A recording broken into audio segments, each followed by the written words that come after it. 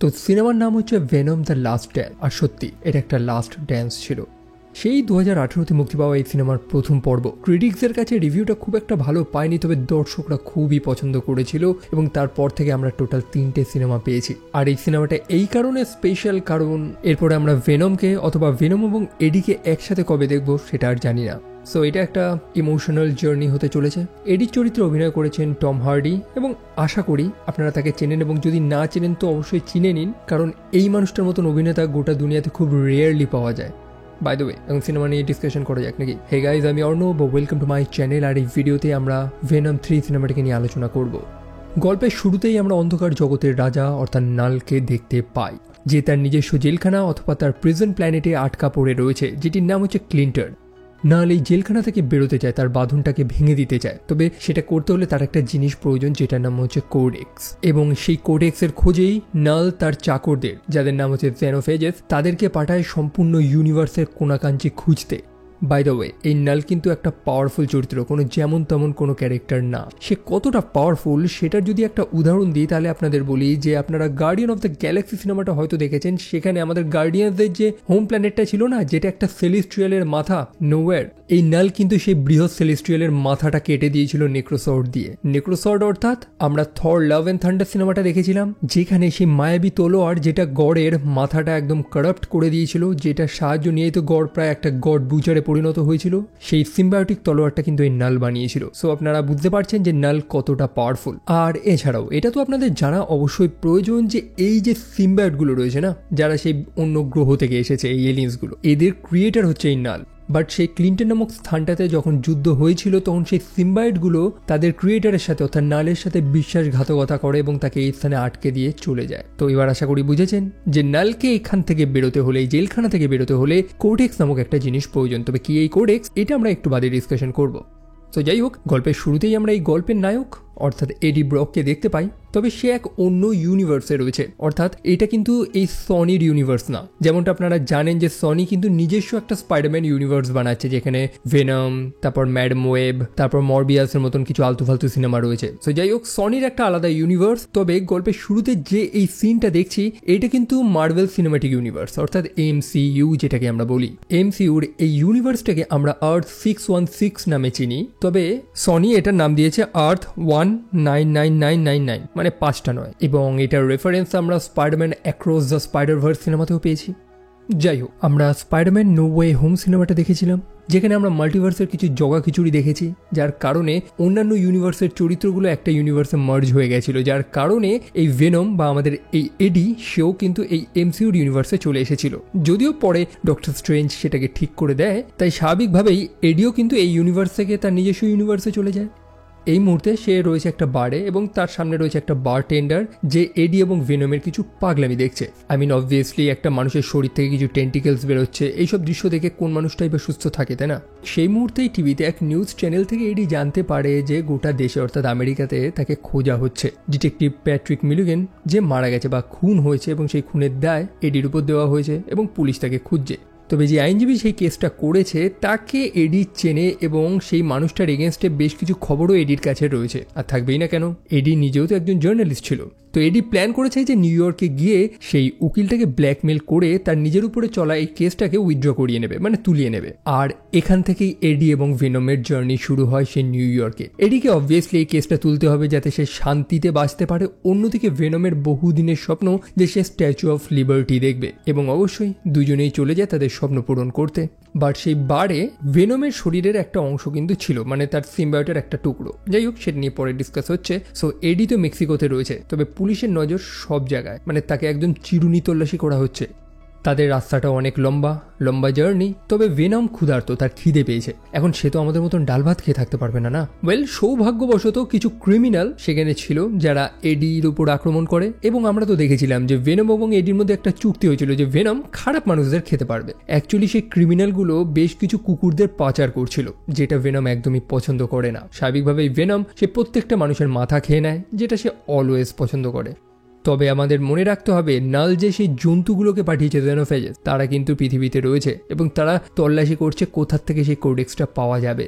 অন্যদিকে ভেনমের শরীরের যে একটা টুকরো সেই মেক্সিকোর একটা বারে ছিল, সৈন্যরা সেখানে গিয়ে পৌঁছায়, যাদের লিডার হচ্ছে অফিসার রেক্স স্ট্রিকল্যান্ড। স্ট্রিকল্যান্ড তখন ভেনমের সেই টুকরোটাকে সিকিউর করে নেয়। অন্যদিকে সেই মেক্সিকান বারটেন্ডারটা মানে সেই বারের মানুষটাকেও নিয়ে চলে যায়, কারণ সে অনেক কিছু জানে এবং অনেক কিছু দেখে নিয়েছে, তাই না? তারপরে আমরা ডক্টর টেডি পেইনকে দেখতে পাই। তিনি একজন সায়েন্টিস্ট যিনি এরিয়া 51-এ বসবাস করে। বাই দ্য ওয়ে, একটু আগে যে আমরা একটা ডিটেকটিভের মৃত্যুর খবর শুনছিলাম না, যার দায়টা এডির উপরে পড়েছে, সেই মানুষটা কিন্তু মরেনি অ্যাকচুয়ালি, বরং তার শরীরেও আর একটা ভেনম, অ্যাকচুয়ালি ভেনম না, তার শরীরেও একটা সিম্বায়োট ভর করেছে। জাস্ট টু বি ক্লিয়ার, এরা হচ্ছে সিম্বায়োট এবং ভেনম হচ্ছে একটা সিম্বায়োটের নাম। এরকমই বহু সিম্বায়োটের আলাদা আলাদা নাম রয়েছে। সো এই মানুষটার উপরেও একটা সিম্বায়োট ভর করেছে এবং তাকে এরিয়া 51-এ আনা হয়েছে। ডক্টর পেইন তারপর চলে যায় সেই ল্যাবরেটরিতে যেখানে তার ডাক এসেছে এবং স্ট্রিকল্যান্ডের সাথে সাক্ষাৎ করে। স্ট্রিকল্যান্ড এই এলিয়েনগুলোকে খুঁজে হান্ট করছে, অন্যদিকে ডক্টর পেইন সেগুলোর উপরে রিসার্চ করছে। ডক্টর পেইনের কথা শুনে মনে হয় যে সে যেন এই এলিয়েনগুলোকে খুব ভালোবাসে, তাদের বিষয়ে জানতে চায়। অন্যদিকে স্ট্রিকল্যান্ড কিন্তু তাদেরকে বিপদের রূপেই দেখছে।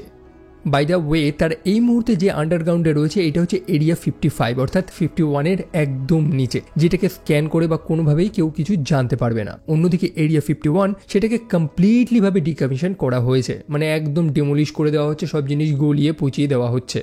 ব্যাপারটা কী হয়েছে শুনুন। কম বেশি যারা আপনারা ইন্টারনেট ঘাটেন এবং এলিয়েন টেলিয়েন নিয়ে একটু ঘাটাঘাটি করেন, তারা হয়তো এরিয়া 51-এর ব্যাপারে শুনেছেন, সেই নেভাডাতে রয়েছে। এরকম তো বহু কনস্পিরেসি রয়েছে যে সেখানে নাকি এলিয়েনদের উপরে এক্সপেরিমেন্ট হয়। আর বলা বাহুল্য, মানুষের পাগলামিটা তো আমরা রিয়েল লাইফেও দেখেছি। সেই 2019-এ মানুষেরা এরিয়া 51-এ স্ট্রম করবে বলে একটা ক্যাম্পেইন চালিয়েছিল, যে মানুষেরা দেখতে চায় যে তার মধ্যে কি আছে। তো সেরকমই একটা রিয়েল ইনসিডেন্ট থেকে রেফারেন্স নেওয়া হয়েছে এখানে। এই মানুষগুলো এরিয়া 51-টাকে কমপ্লিটলি বন্ধ করে দিচ্ছে, কারণ বেকায়দা মানুষেরা এখানে চলে আসে, রিপোর্টাররা চলে আসে সব দেখার জন্য, যে তারা ভাবছে যে এখানে হয়তো এলিয়েন রয়েছে। যাই হোক, তারা তারপর সেই প্যাট্রিক মিলিগানের সাথে সাক্ষাৎ করে, যার শরীরেও একটা সিম্বায়োট ভর করেছে। বাই দ্য ওয়ে, যারা জানেন না বা ভুলে গেছেন তাদেরকে একবার রিমাইন্ড করে দিই, এই সিম্বায়োটগুলোর একটা হোস্ট প্রয়োজন। মানে এই সিম্বায়োটগুলো জাস্ট এমনি এমনি জ্যান্ত থাকতে পারে না। তারা এক টাইপের পরজীবী যারা একটা মানুষের শরীর খোঁজে, এবং সেই মানুষটার শরীরটাকে পেয়ে গেলে সেই মানুষটার সাথে তাদের একটা বন্ড তৈরি হয়, যেটাকে একটা সিম্বায়োটিক রিলেশনশিপও আমরা বলতে পারি। এবং তারপরে সেই সিম্বায়োটটা সেই মানুষটাকে ছাড়া বাঁচতে পারবে না, অর্থাৎ সেই মানুষটা যদি মারা যায় কোনোভাবে, তাহলে সেই সিম্বায়োটটাও মারা যাবে। সেই কারণে আমরা দেখি যে ভেনম আপ্রাণ চেষ্টা করে যাতে এডি বেঁচে থাকে, কারণ এডি শরীর ছাড়া সে অন্য কোনো শরীরে বেশিক্ষণ থাকতে পারবে না। তো সেরকমভাবেই টক্সিন নামক আর একটা সিম্বায়োট এই ডিটেকটিভ মিলিগানের শরীরটাকে হোস্ট বানিয়েছে।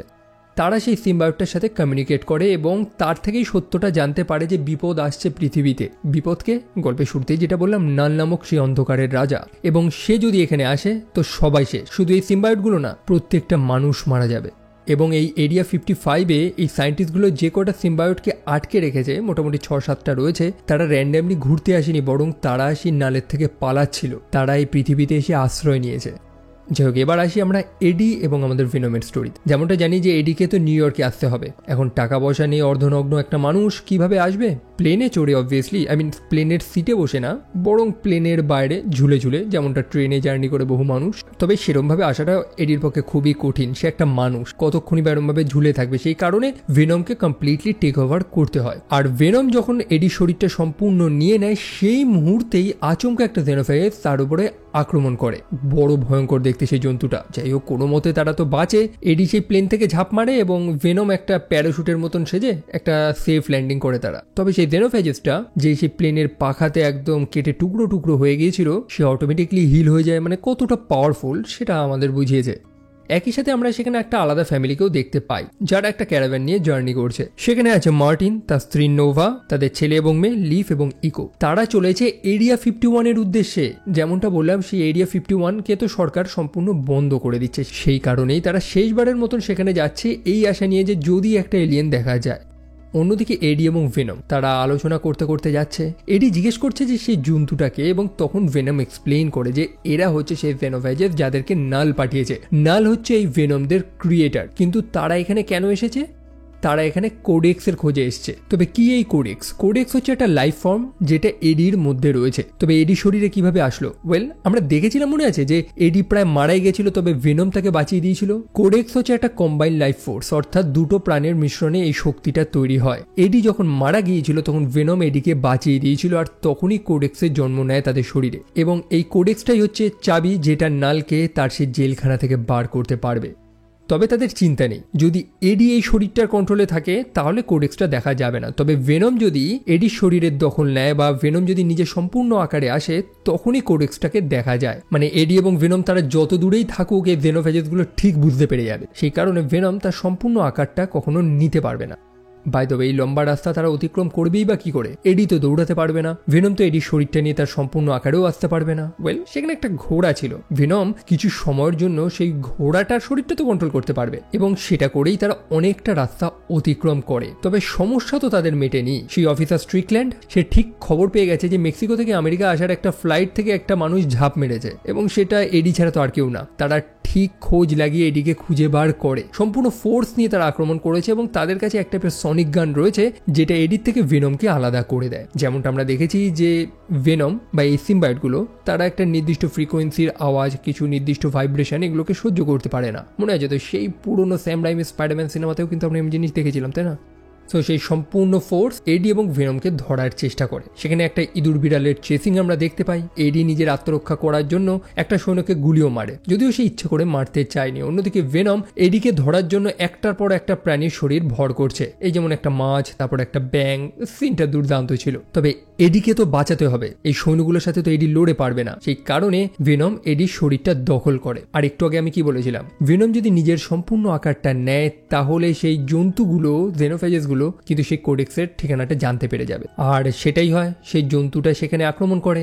ভেনম তখন নিজের আকারটা ছেড়ে এডিকে কন্ট্রোল দিয়ে দেয়, যার ফলে সেই জেনোফেজেসটা তো সেই কোডেক্সটা তো দেখতে পায় না। তবে অন্যদিকে সেখানে থাকা সৈন্যগুলোর সাথে তার লড়াই লেগে যায়। আর সত্যি কি ভয়ঙ্কর দৃশ্য, যে জন্তুটা এতগুলো টুকরো হওয়ার পরও বেঁচে রয়েছে সামান্য এই সৈনিকদের কিছু গুলিতে, তার কি বা হবে? স্ট্রিকল্যান্ড কোনো মতে নিজের জীবনটা বাঁচিয়ে পালায় এবং ডক্টর পেইনকে জানিয়ে দেয় যে সেই মানুষটা অর্থাৎ মলিগান সে সঠিক কথাই বলেছিল, এই জন্তুগুলোকে অত সহজে হারানো যাবে না। তাহলে উপায় কি? উপায় একটাই যে সেই জন্তুগুলো যেটার খোঁজে এসেছে সেটা যাতে তারা না পায়, এবং সেটা পেলে এই গোটা পৃথিবী শেষ। সেই কোডেক্সটাকে রক্ষা করতে হলে আইদার এডি নয়তো ভেনম কাউকে একটা মরতে হবে। তাদের দুজনের মধ্যে কেউ একজন মরে গেলে কোডেক্সটাও ধ্বংস হয়ে যাবে। এবং সেই স্ট্রিকল্যান্ড তার মাথায় এটাই গেঁথে নেয় যে এডি নয়তো ভেনম দুজনের মধ্যে কাউকে একটা সে হত্যা করবে, মানে না থাকবে বাঁশ, না বাজবে বাঁশি। অন্যদিকে এডি সেই জঙ্গলের মধ্যেই তো রয়েছে। তবে মাঝখানেই তারা একটা ফ্যামিলিকে দেখতে পায় যারা সেখানে ক্যাম্পিং করছে, আর সেটা আর কেউ না, সেটা হচ্ছে মার্টিনের পরিবার, যাদেরকে আমরা একটু আগেই দেখেছিলাম। এই মার্টিন তো সম্পূর্ণ পরিবার নিয়ে সেই এরিয়া 51-এ যাচ্ছে। মার্টিন এডিএনে খুবই বিশ্বাস করে অবভিয়াসলি, এবং সে এডিকে যখন জিজ্ঞেস করে এডিও বলে দেয় যে হ্যাঁ সেও বিশ্বাস করে। মার্টিন খুবই ভালো, সে এডির জন্য খাবারের ব্যবস্থা করে, এডিকে তাদের সাথে রাখে। অ্যাকচুয়ালি তারাও তো আমেরিকাতে যাচ্ছে, এডিকে তারা সেই পথে ছেড়ে দেবে লাস ভেগাসে। যেমনটা ভিডিওর শুরুতেই বলেছিলাম যে ভেনম এবং এডির কিন্তু এই সিনেমাটা একটা জার্নি। আপনি এখানে বড় সড়ো অ্যাকশন, এলোপাথারি কিছু এক্সপেক্ট করতে পারেন না। যেহেতু এটা তাদের শেষ সিনেমা, সেই কারণে আমরা এক্সপেক্ট করবো যে তারা দুজন বেশ কিছুটা সময় কাটাক, বেশ কিছুটা ভালো সময় কাটাক। মার্টিনের ফ্যামিলি খুবই ভালো, তারা সেই ছোট বাসে করে যাচ্ছে তাদের সেই ক্যারাভানে, মার্টিন সেখানে গান করছে, এবং ভেনম এবং এডি তারা দুজনেই এই জিনিসটাকে এনজয় করছে যে এতটা সিম্পল লাইফ তারা লিড করছে এবং তারা কতটা হ্যাপি, তাই না? ভেনম তো ক্ষুধার্ত ছিল, তবে ছোট্ট লিফ, সেই বাচ্চা ছেলেটা, সে একটা চকলেট বার এডিকে দেয়, এবং ভেনম চকলেট খুব খেতে পছন্দও করে। একই সাথে এডি সেখানে একটা ছবিও দেখতে পায় এবং মার্টিন জানায় যে এই ছবিটাকে বলা হয় নারিকা, এবং এই নারিকার একটা ফিলোসফিক্যাল মিনিং রয়েছে, একটা মানে রয়েছে। আমেরিকা এবং মেক্সিকান কিছু নেটিভ মানুষেরা, যাদেরকে হুইচো বলা হয়, তাদের মতে আমাদের মাইন্ডের মধ্যে একটা দরজা রয়েছে যেটা হিডেন থাকে, যেটার ব্যাপারে আমরা জানি না। সেই দরজার মাধ্যমে আমরা একটা অন্য দুনিয়াতে প্রবেশ করি, এবং সেই দরজাটা তখনই আমরা দেখতে পাই যখন আমাদের মৃত্যু হয়। বেশ কিছুটা ভালো সময় কাটানোর পর ফাইনালি তারা লাস ভেগাসে গিয়ে পৌঁছেছে। এডিকে এখন গুড বাই জানানোর একটা সময়। এই পরিবার তারা তো অন্য রাস্তায় নেবে। একই সাথে এডি গোটা রাস্তা খালি পায়ে জার্নি করছে, জুতো তো তার নেই। মার্টিন এডির জন্য একটা জুতোর ব্যবস্থা করে দিয়েছে যাতে মানুষটা অ্যাটলিস্ট খালি পায় না হাঁটে। সেখানে রাস্তায় এডি দেখতে পায় যে একজন মানুষ সেই স্ট্যাচু অফ লিবার্টি সেজে দাঁড়িয়ে রয়েছে, এবং তখন ভেনম আবারও তার মনের কথাটা প্রকাশ করে যে সে কিন্তু সেইবারের মতন একবার স্ট্যাচু অফ লিবার্টি দেখতে চায়। এটা তার বহুদিনের স্বপ্ন। যদিও এডি জানায় যে এই বৃহৎ স্ট্যাচুটাকে তো বানানোই হয়েছিল ভিজিটার্সদের জন্য, অতিথিদের জন্য, যারা সেই দেশে প্রবেশ করবে প্রথম। এবং অবভিয়াসলি ভেনম তো অতিথি এখানকার, তাই না? এই ঝামেলা মিটে গেলে সে অবশ্যই ভেনমকে নিয়ে যাবে সেই স্ট্যাচু অফ লিবার্টি দেখাতে। তো তারপরে এডিকে তো এখান থেকে বেরোতে হবে। কি করে বেরোবে? সে কি একটা গাড়ি চুরি করবে? ওয়েল, ভেনম জানে যে না, বরং তারা লাস ভেগাসে রয়েছে, ক্যাসিনোতে যাবে না। সেটা কি হয়? ভেনম জানে যে তার লাক খুবই ভালো এবং সে ব্ল্যাক জ্যাক এবং অন্যান্য স্লট মেশিনে নিজের ভাগ্য ট্রাই করে প্রচুর টাকা ইনকাম করবে, এবং সেটা দিয়েই তারা আরামসে আমেরিকাতে গিয়ে পৌঁছাবে। তবে সেই স্থান তো বড় লোকদের। এডির যা খারাপ অবস্থা, তার ড্রেসের জন্য তাকে ঢুকতে দেওয়া হয় না কোনো ক্যাসিনোতে। আর সেই কারণেই তো একটা অ্যারোগেন্ট সিকিউরিটিকে তারা পিটিয়ে তার ড্রেসটা চুরি করে তারা সেই ক্যাসিনোতে প্রবেশ করে। তবে ভেনমের লাক একদমই ভালো না। প্রথমেই তার পাগলামির জন্য এডির কাছে থাকা অল্প কিছু টাকা সেটাও সে হারায়। তবে তাদের মনটা আর খারাপ হয় না, বরং মন ভালো করার জন্য মিসেস চেং সেখানে উপস্থিত ছিল। মিসেস চেংকে আশা করি আপনারা চেনেন, সেই শপকিপার। সে কিন্তু এডি এবং ভেনমের ব্যাপারে সবকিছুই জানে। ভেনমও মিস চেংকে দেখে খুবই খুশি, আর কেনই বা হবে না। এরকম দূরে একটা অচেনা স্থানে একটা চেনা মানুষের মুখ দেখলে প্রত্যেকেই তো খুশি অনুভব করি, তাই না? অন্যদিকে জেনারেল স্ট্রিকল্যান্ড সে তো খবর পেয়ে গেছে যে এডি লাস ভেগাসে রয়েছে এবং সে তার বসের থেকে পারমিশন নেয় যে সে তার সম্পূর্ণ ফোর্সটা ব্যবহার করবে। অ্যাকচুয়ালি জেনারেল স্ট্রিকল্যান্ড ইম্পিরিয়াম প্রোগ্রামের আন্ডারে কাজ করছে। এই ইম্পিরিয়াম প্রোগ্রামটা হচ্ছে বেসিক্যালি এই যে সিম্বার্ড বা এই এলিয়েন্সগুলো রয়েছে না, এদেরকে খুঁজে খুঁজে জোগাড় করে এদের উপর এক্সপেরিমেন্ট করা ইত্যাদি। সো জেনারেল স্ট্রিকল্যান্ড তার সব অ্যাসেটদের নিয়ে যেতে চায় সেই ভেনমকে ধরার জন্য, যাতে কোনোভাবে সে আর পালাতে না পারে এবার। অন্যদিকে এডি সে তো মিসেস চেনের সাথে রয়েছে, তবে এডির থেকে খুশি বেশি ভেনম। মিসেস চেং সে খুবই ফ্র্যাঙ্ক, এখন সে একটু ডান্স করতে চায়। সে চায় যে এডিও তার সাথে ডান্স করুক, তবে এডি তো নাচবে না। সেই কারণে ভেনম এই সুযোগটা মিস করে না। আর এই কারণেই তো সিনেমাটার নাম venom the last dance. And obvious আপনি অবশ্যই যখন বুঝে যাবেন যে সিনেমার শেষে আপনি এই চরিত্রটাকে হারাবেন বা এই চরিত্রটাকে আপনি আর কোনোদিন দেখতে পাবেন না, তখন লক্ষ্য করবেন যে সেই চরিত্রটির হ্যাপিয়েস্ট মোমেন্টগুলো আপনাদের দেখাবে যে সে কতটা হ্যাপি, সে কতটা খুশি। তবে ভেনম যে সেই একটা মিস্টেক্স করে ফেলে, সে যখন সম্পূর্ণ কন্ট্রোলটা নিজে নিয়ে নেয় তখনই তো সেই কোটেক্সটা অ্যাক্টিভেট হয়ে যায়, যেটা সেই জন্তুটা দূর থেকে দেখতে পেয়ে যায়। তবে বিপদটা একটা না, শুধু জন্তু না, স্ট্রিকল্যান্ডও তার সম্পূর্ণ সৈন্য নিয়ে সেখানে আক্রমণ করেছে। এডি বুঝে যায় যে এই জন্তুটাকে সেখান থেকে ভাগাতে হলে বা বোকা বানাতে হলে ভেনমকে তার কন্ট্রোলটা ছাড়তে হবে। সো সেই জন্তুটার হাত থেকে তো তারা বেঁচে যায়, তবে স্ট্রিকল্যান্ডের হাত থেকে তো আর বাঁচবে না। স্ট্রিকল্যান্ড তাদেরকে ধরে নিয়ে চলে যায় এরিয়া 55-এ। বাই দ্য ওয়ে, মার্টিন কিন্তু তার পরিবার নিয়ে সে এরিয়া 51-এ চলে গেছে এবং তারা একটা অ্যাব্যান্ডেন্ড ওয়াচ টাওয়ারের উপরে আশ্রয় নিয়েছে দেখার জন্য, মানে যদি কোনো এলিয়েন দেখতে পায়। যাই হোক, এডির তারপর হুশ আসে। তারপর জন্য স্ট্রিকল্যান্ড সেখানে আসে, যার টার্গেট একটাই, সেটা হচ্ছে এডিকে হত্যা করা। কারণ সে তো শুনেছে যে এডি বা ভেনম কেউ একজন মারা গেলে সেই কোডেক্সটা ধ্বংস হয়ে যাবে। সে সরাসরি এডির বুকে একটা গুলি মারে। তবে সৌভাগ্যবশত সেখানে একজন অ্যাসিস্ট্যান্ট সায়েন্টিস্ট ছিল, অর্থাৎ সেডি ক্রিসমাস, যে ব্যাপারটা হয়তো আগে থেকেই বুঝে গেছিল এবং সে ভেনমকে সাহায্য করে সময় মতন এডির শরীরটা টেক ওভার করতে। ফলস্বরূপ সে গুলিতে এডির কিছুই হয় না। তবে যেহেতু এডির শরীরটা ভেনম আবার কন্ট্রোলে নিয়েছে, তখনই সেই কোডেক্সটি অ্যাক্টিভেট হয়ে যায় এবং সেই জন্তুটা সেই এরিয়া 55-এ আক্রমণ করে। আর এরপর থেকে সিনেমার শেষ পর্যন্ত আমরা জাস্ট নন স্টপ অ্যাকশন দেখি, তাও অন্য লেভেলের অ্যাকশন। মানে সেই জন্তুটা এতটা ওপি, মানে একদম ওভার পার্ট কিছু ক্যারেক্টার, যাদেরকে সহজে মারাই যাচ্ছে না, গুলি বোম কিছুতেই তারা মরছে না। এখন তাদেরকে হারাতে হলে মানুষরা না, বরং এই সিম্বার্ডগুলোরও সাহায্য প্রয়োজন। সেই এরিয়া 55-এ বহু সিম্বার্ডদের আটকে রাখা হয়েছিল, যাদেরকে মুক্ত করে দেওয়া হয় এবং তারা একটার পর একটা মানুষের শরীরকে কন্ট্রোল করা শুরু করে। এক একটা সিম্বার্ড যাদের নাম ল্যাশার, জিম, লাভা, মায়াম অনেক রয়েছে, তারা প্রত্যেকে একত্রে সেই জন্তুটাকে হারানোর চেষ্টা করছে। অন্যদিকে এরিয়া 51-এ এলিয়েন দেখার অপেক্ষায় বসে থাকা মার্টিন, সে ফাইনালি একটা হলিউড লেভেল শিট দেখতে পায় নিজের সামনে। মানে যেটা দেখবে বলে আশা করে সে এখানে এসেছে তার থেকে বেশি কিছু সে দেখে ফেলেছে। তো সেখানে এক চরম লড়াই হচ্ছে। মার্টিন এবং তার পরিবার তো সেখানে ফেসে গেছিল সেই ঝামেলার মাঝখানে। তবে এডি এবং ভেনম তারা মার্টিনকে বাঁচিয়ে দেয় এবং সেখান থেকে পালানোর একটা চান্স করে দেয়। সেই জন্তুগুলো এতটা পাওয়ারফুল যে না রকেট লঞ্চার, না গুলি, না এক্সপ্লোসিভ, কিছুতেই তাদের কিছু হচ্ছে না। উল্টে জন্তুগুলো একটার পর একটা সিম্বায়োটকে হত্যা করছে, তাদেরকে খেয়ে নিচ্ছে। এবং এবার এই জন্তুটা একা না, বরং সে তার পার্টনারদেরও সিগন্যাল পাঠিয়ে দিয়েছে, যারা সেই অন্য ডাইমেনশন থেকে আসছে পোর্টালের মাধ্যমে এই কোডেক্সটাকে নেওয়ার জন্য। এই লড়াইয়ের মাঝে এডি তো একবার ফেসেই গেছিল, তবে সময় মতন মার্টিন এসে তাকে বাঁচিয়ে দিয়েছে। মানে মার্টিন চরিত্রটাকে একদম বেকার তো বলা যায় না, সঠিক সময় সঠিকভাবে সে এডিকে হেল্প করেছে। কিন্তু সো অনেক লড়াইয়ের পর ফাইনালি ভেনম রিয়েলাইজ করে যে এই জন্তুগুলোকে মারা যাবে না, তাদেরকে তারা হারাতে পারবে না। অন্যান্য সিম্বায়োটগুলো যারা এই লড়াইয়ে তাদেরকে সাহায্য করছিল তারাও মারা গেছে। এখন তাদের হাতে একটাই রাস্তা, সেটা হচ্ছে বলিদান। ভেনম তখন তার টেন্টিকলসগুলো দিয়ে সেই জন্তুগুলোকেও তার নিজের সাথে মিশিয়ে দেয়, মানে সেই জন্তুগুলোকেও ধরে নেয় এবং তাদেরকে নিয়ে চলে যায় সেই বৃহৎ অ্যাসিড ট্যাঙ্কটার কাছে। অ্যাকচুয়ালি এরিয়া 51-এ গল্পের শুরু থেকেই দেখিয়েছে যে তারা এক টাইপের অ্যাসিড ব্যবহার করছিল, যেটার সাহায্যে তারা সবকিছু গলিয়ে দিচ্ছিল। অ্যাকচুয়ালি কোনো কিছুরই কোনো চিহ্ন তারা রাখছিল না। ভেনম বুঝে যায় যে এই অ্যাসিডগুলো দিয়েই এই জন্তুগুলোকে মারা সম্ভব এবং সে নিজে সেই জন্তুগুলোকে জড়িয়ে চলে যায় সেই অ্যাসিডগুলোর নিচে। জেনারেল স্ট্রিকল্যান্ড সে যথেষ্ট আহত ছিল, তবে সেও রিয়েলাইজ করে যে এই জন্তুগুলোকে এরমভাবে মারা ছাড়া তো আর কোনো রাস্তা নেই। সে তার নিজের কমান্ড দিয়ে অ্যাসিড ট্যাঙ্কসগুলোকে অ্যাক্টিভেট করে। অন্যদিকে ভেনম এডিকে তার শরীর থেকে সম্পূর্ণ আলাদা করে দেয়, যাতে এই অ্যাসিডে এডির কোনো ক্ষতি না হয়। সে এডিকে একটা ফাইনাল গুড বাই জানায়। সে এডিকে খুবই ভালোবাসতো এবং সে চায় যে এডিও যাতে তাকে কোনোদিন না ভোলে। এখন হচ্ছে গুড বাই করার টাইম। সেই অ্যাসিডে ভেনম এবং সাথে থাকা সেই জন্তুগুলো তাদের শরীরগুলো গলে যাচ্ছে, পুরো ছাই হয়ে যাচ্ছে। অন্যদিকে স্ট্রিকল্যান্ড, যার গায়ে সেই অ্যাসিডগুলো ছিটকে ছিল, তার কাছে একটা গ্রেনেড ছিল যেটার সাহায্যেই সে নিজের বলিদান দেয় এবং সেই এক্সপ্লোশনটা অ্যাসিডগুলোর সাথে মিশে একটা ভয়াবহ আকার নেয়। আমরা ডক্টর পেইন এবং তার অ্যাসিস্ট্যান্ট স্যাডিকে দেখতে পাই। সেই বিস্ফোরণটার ইন্টেন্সিটি এতটা পাওয়ারফুল ছিল যে তাদেরকে তৎক্ষণাৎ সেখান থেকে পালাতে হবে। ডক্টর পেইনের কাছে একটা আলাদা টিউব ছিল যেটার মধ্যে একটা আলাদা সিম্বায়োট ছিল। ডক্টর পেইন সেই টিউবটা ভেঙে দেয় যাতে সেই সিম্বায়োটটা তার শরীরটাকে টেক ওভার করে এবং সে ফ্ল্যাশের মতন দৌড়ে স্যাডিকে বাঁচিয়ে নিয়ে যায়।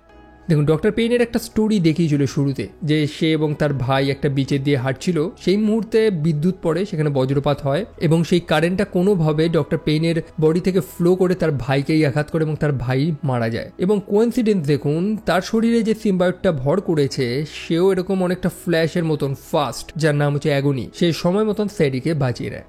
পরের দিন সকালবেলা এডির হুশ আসে। সে হসপিটালে রয়েছে এবং তার পাশে এক আর্মি জেনারেল রয়েছে। এডির উপরে তো কেস অনেকদিন ধরে চলছিল, তবে প্রত্যেকটা কেস একদম তুলে নেওয়া হচ্ছে। এডি একদম ফ্রি, তবে একটা শর্তে, সে একদম মুখ খুলতে পারবে না। মানে সে যা যা দেখেছে এরিয়া 51 হ্যান ত্যান সেইগুলোর ব্যাপারে কোনো ডিসকাশন করতে পারবে না। এডি আর করবেই বাকি, আর বলবেই বা কাকে? সে যার সাথে কথা বলতো এতদিন সেই তো নেই আর।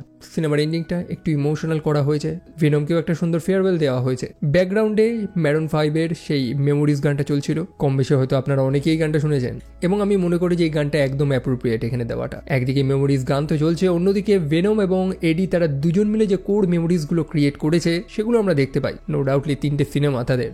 অবশ্যই ভেনম তো তার সাথে নেই, তবে এডি সেই স্ট্যাচু অফ লিবার্টির কাছে গিয়ে পৌঁছায়। হয়তো ভেনম থাকলে সে হয়তো দেখতে পারতো। এবং এই সিনেমাটা এখানেই শেষ হয়। তবে সিনেমার একটা মিড এবং একটা পোস্ট ক্রেডিট সিন রয়েছে। মিড ক্রেডিট সিনে আমরা নালকে দেখতে পাই যে অবশ্যই তার সেই জেলখানা থেকে তো বেরোতে পারেনি, তবে সে ফাইনালি জেনে গেছে যে সেই কোডেক্সটা পৃথিবীতে রয়েছে এবং সে সেই ডায়লগগুলোই দেয় যেটা ছোটবেলায় আমরা বলিউড সিনেমাতে দেখতাম, ভিলেনরা দিত, যে আমি তোমার সব কিছু ধ্বংস করে দেবো, তোমরা কিছু করতে পারবে না, জাস্ট দেখবে, কাইন্ড অফ সেম। এবং পোস্ট ক্রেডিট সিনে আমরা দেখতে পাই সেই মেক্সিকান মানুষটাকে, সেই বারটেন্ডারটাকে, তাকে তো এরিয়া 55-এ আটকে রাখা হয়েছিল, সে ফাইনালি সেখান থেকে বেরিয়েছে এবং বাইরে বেরিয়ে পাগলের মতন দৌড়ে দৌড়ে সেখান থেকে চলে যায়। তবে সেখানে একটা ভাইলসের ভাঙার টুকরো আমরা দেখতে পাই। এটা হচ্ছে সেই ভাইলসটা যেটার মধ্যে ভেনমের শরীরের একটা অংশকে রাখা হয়েছিল। পাশ থেকে একটা আরশোলা উড়ে চলে যায়। এখন এক্স্যাক্টলি কি হয়েছে কি হবে এটা তো আমরা জানি না। দেখুন, ওই আলাদা টুকরোটা দিয়ে আলাদা একটা সিম্বায়োট হতেই পারে, বা ভেনমের পুনর্জন্ম হতে পারে। এমনও হতে পারে যে সেই সিম্বায়োটটা আপাতত সেই আরশোলার শরীরটার উপরে ভর করেছে। আপনাকে এন্ডিংটা এক্স্যাক্টলি স্পষ্ট করে দেওয়া হয়নি, সেই কাইন্ড অফ ক্রিস্টোফার নোলানের এন্ডিং দিয়ে দিয়েছে যে আপনারটা আপনি নিজেই বুঝে নিন। তবে এই ফ্র্যাঞ্চাইজির ফিউচার কি সেটা আমি রিয়েলি জানি না। দেখুন, নালকে তো ইন্ট্রোডিউস তারা করে দিয়েছে, এরকম একটা পাওয়ারফুল ক্যারেক্টার। এখন সে পৃথিবীতে এসে কি জগা খিচুড়ি পাকাবে সেটা আমাদের দেখা বাকি রয়েছে। অন্যদিকে ভেনম এবং এমসিইউতে তার এক্সিস্টেন্স কি রয়েছে সেটাও দেখা বাকি রয়েছে। তো এই ছিল ভেনম দ্য লাস্ট ড্যান্স সিনেমাটার স্টোরি। সিনেমাটার রিভিউ বিভিন্ন জায়গায় মিক্সড রয়েছে, অনেকের ভালো লেগেছে, অনেকের খারাপ লেগেছে। অনেকের মতে এটা আগের ভেনম সিনেমাগুলোর মতন হয়নি, যেটা কিছুটা সত্য। যেহেতু এই ফ্র্যাঞ্চাইজির শেষ সিনেমা, তো সেখানে কিছু একটা এক্সট্রা অ্যাড করে দেওয়া যেত, আলাদা একটা ইমোশনাল লেয়ার তারা অ্যাড করতে পারতো যাতে ফ্যান্সরা এটাকে আরো রিলেট করতে পারে। তবে সনির সিনেমা যেহেতু, তার উপরে আমার বেশি একটা প্রত্যাশা ছিল না, সেই কারণে আমি খুব এনজয় করেছি অ্যাকচুয়ালি এই সিনেমাটাকে। আমার ভালো লেগেছে। এখন জানি না আপনাদের কেমন লেগেছে, সেটা ডেফিনেটলি জানাবেন এবং আমার ভিডিওটা কেমন লেগেছে সেটা অবশ্যই লিখবেন। আমার কোনো মিস্টেক্স হলে কাইন্ডলি ক্ষমা করে দেবেন। তবে ভিডিওটা ভালো লাগলে লাইক এবং সাবস্ক্রাইব করতে একদমই ভুলবেন না। অ্যান্ড বাই দ্য ওয়ে, আমার একটা ফেসবুক প্রোফাইল রয়েছে যেটার লিঙ্ক আমি প্রতিটা ভিডিও ডিসক্রিপশনে দিই। আই হোপ আপনারা সেটাকে ফলো করেছেন। এছাড়াও আমার হোয়াটসঅ্যাপ চ্যানেল এবং ইনস্টা সেগুলোর লিঙ্কও রয়েছে, তো ফলো করতে একদমই ভুলবেন না। দেখা হচ্ছে আপনাদের সাথে সেখানে। টিল দেন ভালো থাকবেন, সাবধানে থাকবেন, টেক কেয়ার অ্যান্ড বাই।